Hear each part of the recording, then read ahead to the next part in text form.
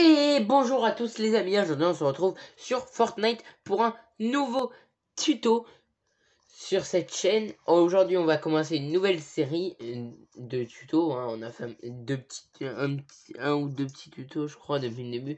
Mais là on va faire littéralement une série, comment créer sa map Battle Royale en mode créatif. Donc cette vidéo, cette série de vidéos, donc genre voilà, comme j'en ai créé. Donc déjà vous créez une île que vous voulez.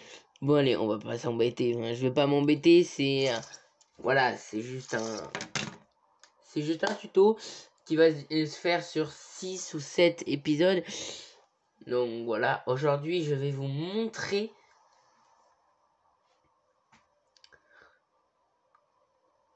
ce qui est le mieux déjà pour faire une map Battle Royale.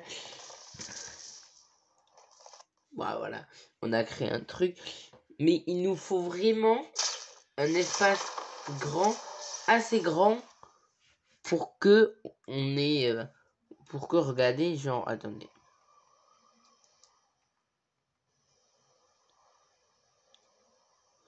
Ah bon. Faut qu'on ait un espace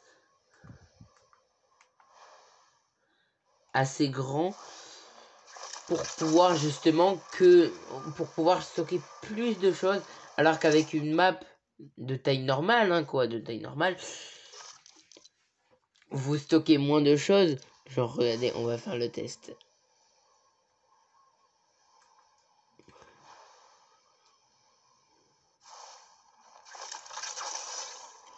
Par exemple, je veux mettre, allez, on va prendre un gros truc genre, parce que sinon.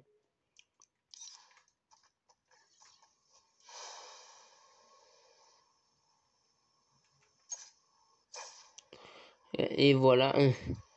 Et plus vous vous les éloignez, en fait, vous captez la mémoire en fait qu'il y a dans un alentour de, je ne sais pas quel rayon exactement, mais voilà, vous captez moins, ce qui fait que vous pouvez poser plus de choses.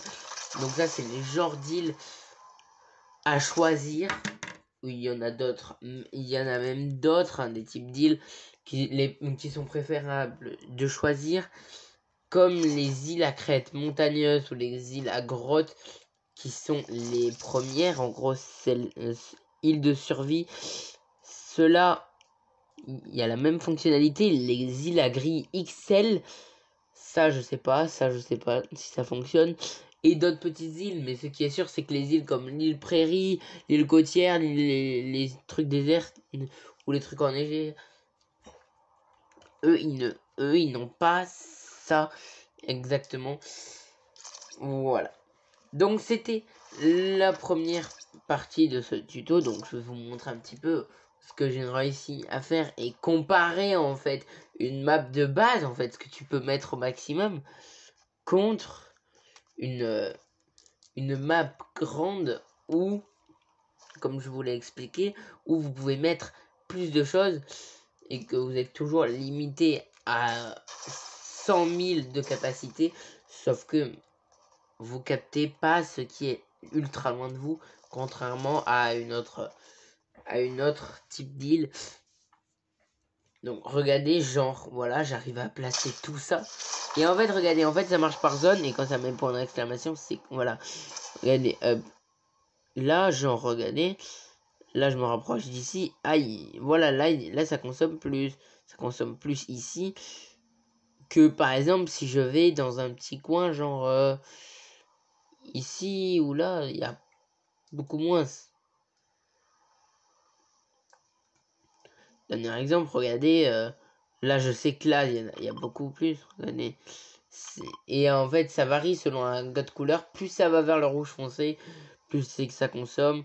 Et regardez, et ici ça consomme près de 90 000. Mais je peux quand même mettre énormément de trucs, contrairement à une autre map que je vais vous montrer tout de suite.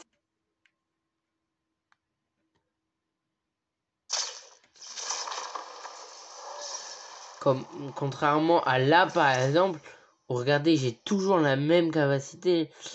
même capacité de remplissage. Et pourtant, voilà, j'ai moins de trucs. Regardez un petit peu la map, on voit une différence quand même.